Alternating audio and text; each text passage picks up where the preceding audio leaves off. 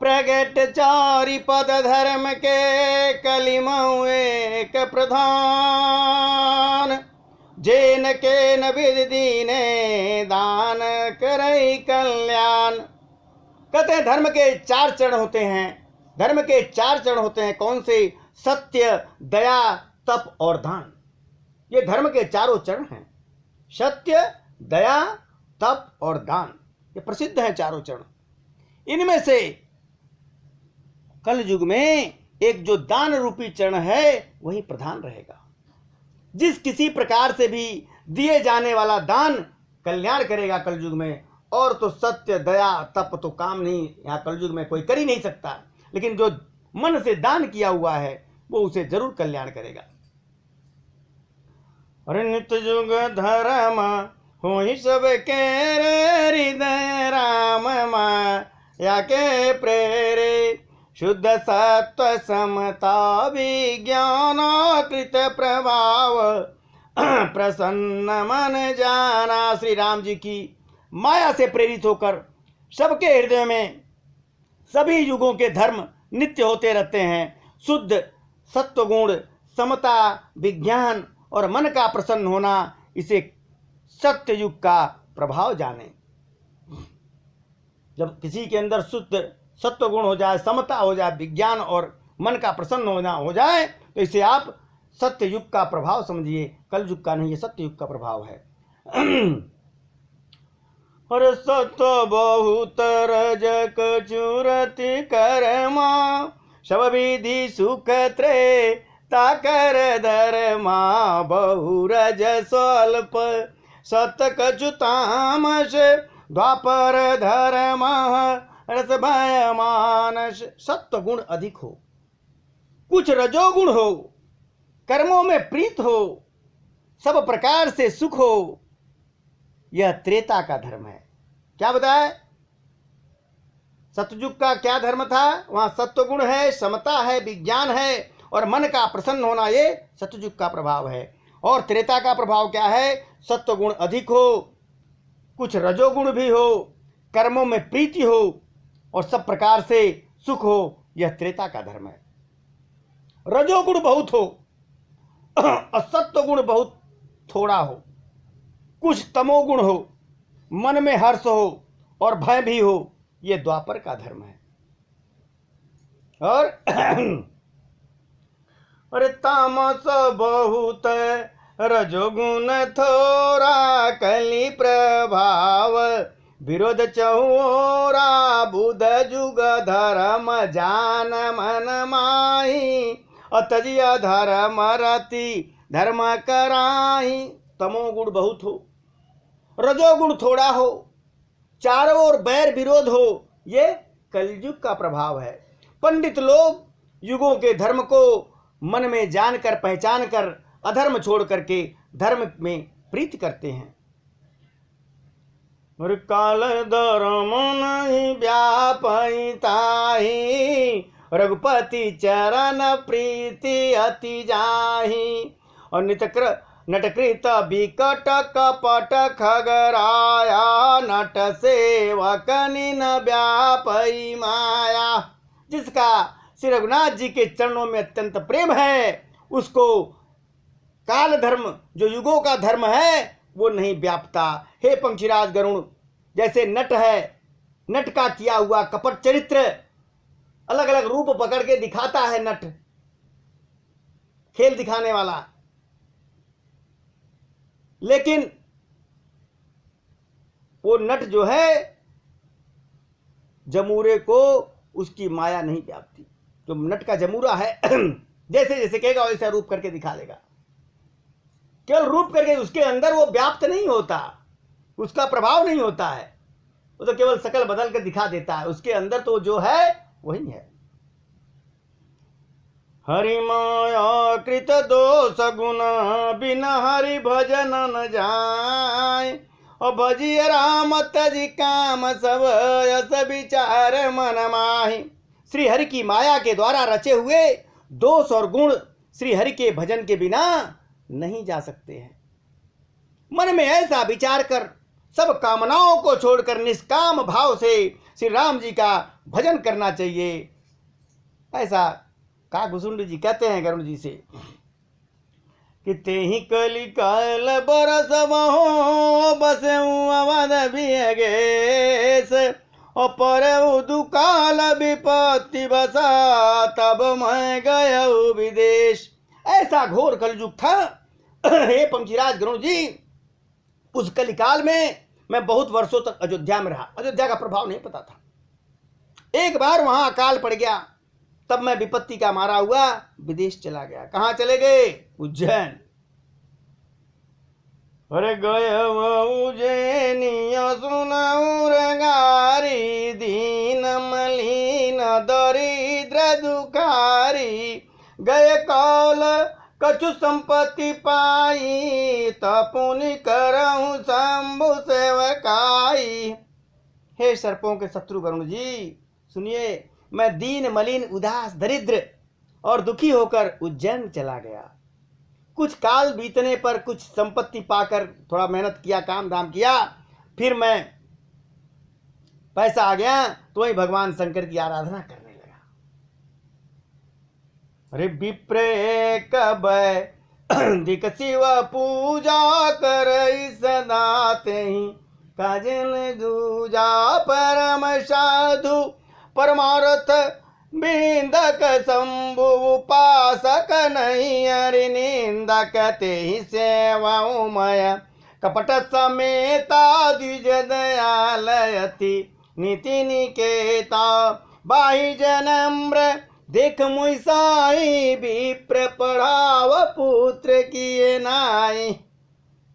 एक ब्राह्मण मिले हमें वहां जो वेद विधि से सदा शिव जी की पूजा करते थे। उन्हें दूसरा कोई काम नहीं था, बस भगवान शिव की पूजा में लगे रहते थे। वे परम साधु और परमार्थ के ज्ञाता थे। वे शंभु के उपासक थे, पर श्रीहरि की निंदा करने वाले नहीं थे। शिव के उपासक थे लेकिन श्रीहरि की निंदा भी नहीं करते थे। मैं कपट पूर्वक उनकी सेवा करता था, मेरे अंदर कपट था और उस ब्राह्मण देवता का मैं सेवा करता था। बड़े दयालु ब्राह्मण थे, नीति के घर थे। वे स्वामी बाहर से नम्र देखकर, हम तो ऊपर से बड़े विनम्र थे, अंदर से बड़े कपटी थे। काकभूषुंडी बता रहे अपनी बात। हमें विनम्र देखकर ब्राह्मण देवता मुझे अपने पुत्र की भांति मानकर पढ़ाने लिखाने लगे। अरे शंभु मंत्र मोहि द्विज बर दीना शुभ उपदेश विधि कीना। शंभु मंत्र मोहि द्विज बर दीना शुभ उपदेश विधि कीना। जपहु मंत्र शिव मंदिर जाई हृदय दम्भयहि मति अधिकाई। उन ब्राह्मण श्रेष्ठ ने मुझको शिव जी का मंत्र दिया और अनेकों प्रकार से शुभ उपदेश भी दिए। शिव जी के मंदिर में जाकर मैं मंत्र जपता रहता था। मेरे हृदय में दंभ अहंकार बढ़ गया, क्योंकि शिव जी के प्रति हमारा पूजा बढ़ गई। मुझे शिक्षा मिल गई कैसे पूजन करना है शिव जी का। उधर तो मेरा मन बढ़ गया, इधर मैं दंभी था, अहंकारी था, अहंकार भी बढ़ गया। क्यों? कि मैं खल मल संकुल मति नीच जाति बसमो और हरिजन द्विज देखे जरऊं करऊं विष्णु कर द्रोह। मैं दुष्ट था, नीच जाति का था और पापमयी मलिन बुद्धि वाला मोहबस था। श्री हरि के भक्तों को और ब्राह्मणों को देख के तो मैं जल जाता था। ब्राह्मणों से और भगवान शिव हरि के भक्त जो थे उनसे मैं जलता था और विष्णु भगवान से तो बहुत द्रोह करता था मैं। अघोर नित मोह प्रबोध दुखित देख आचरण मम मोहि उपजय अति क्रोध दम्भी नीत की भावहि। गुरु जी मेरे आचरण को देखते थे, दुखी हो जाते थे। जो ब्राह्मण देवता थे बड़े दुखी होते थे। वे मुझे नित्य भली भांति समझाते थे, पर मैं कुछ भी नहीं समझता था, उल्टा समझता था और मुझे अत्यंत क्रोध उत्पन्न होता था। दंभी को कभी नीति अच्छी नहीं लगती है। एक बार क्या हुआ, एक बार गुरु लीन बोलाए मोहि नित बो, एक बार गुरु लीन बोलाए मोहि नित बहु, भांति सिखाई शिव सेवा कर फल सुत सोई, अविरल भगति राम पद होई, राम ही भजई तात शिव दाता नर पावर कहे, केतिक बाता जासु चरण अजय शिव अनुरागी, तासु द्रोह सुख भागी। एक बार गुरु जी मुझे अपने पास बुलाए और बहुत प्रकार से परमार्थ नीति की शिक्षा दी और कहा कि हे पुत्र, शिव जी की सेवा का फल यही है कि श्री राम जी के चरणों में प्रगाढ़ भक्ति हो जाए, तब समझो तुम शिव के भक्त हो। हे तात, शिव जी और ब्रह्मा जी भी श्री राम जी को भजते हैं, फिर नीच मनुष्य की तो क्या बात। ब्रह्मा जी और शिव जी जिनके चरणों के प्रेमी हैं, अरे अभागे, उससे द्रोह करके तू सुख चाहता है, तू राम से द्रोह करता है। जब गुरु जी ने यह समझाया तो मुझे और गुस्सा है। वाह भाई वाह, हमारे शिव जी, हमारे प्रभु राम जी का चरणों की सेवा करते हैं। मैं कपटी था, दम्भी था, अहंकारी था। अरे हरि कहूं हरि से वक गुरा कहे, और सुन खगनाथ हृदय मम दहेऊ, अधम जाति मय विद्या पाए, भयऊ जथाई दूध पिलाए। गुरु जी ने शिव जी को क्या कह दिया कि हरि के सेवक हैं, उनका चरण छूते हैं, चरण के पूजा करते हैं। यह सुनकर तो हे पंक्षीराज गरुड़, मेरा हृदय तो जल उठा और नीच जाति का मैं विद्या पाकर ऐसा हो गया था जैसे सांप को दूध पिला दिया गया हो, वैसे मेरी स्थिति हो गई थी। और मानिय कुटिल कुभाग्य कुजाति, गुरु कर द्रोह करऊं दिन राति। जब ऐसा कहा ना तो मैं तो ऐसा अभिमानी था, कुटिल था, दुर्भाग्य और कुजाति में मैं रात दिन गुरु जी से द्रोह करता था, लेकिन गुरुवर अच्छे नहीं थे। अरे अति दयाल गुरु स्वल्पन क्रोध, पुनि पुनि मोहि सिखावे सुबोधा। परंतु गुरु जी अत्यंत दयालु थे, उनको थोड़ा सा भी क्रोध नहीं आता था। मेरे द्रोह करने पर भी वे बार बार मुझे उत्तम ज्ञान की शिक्षा देते थे, लेकिन मैं क्या था।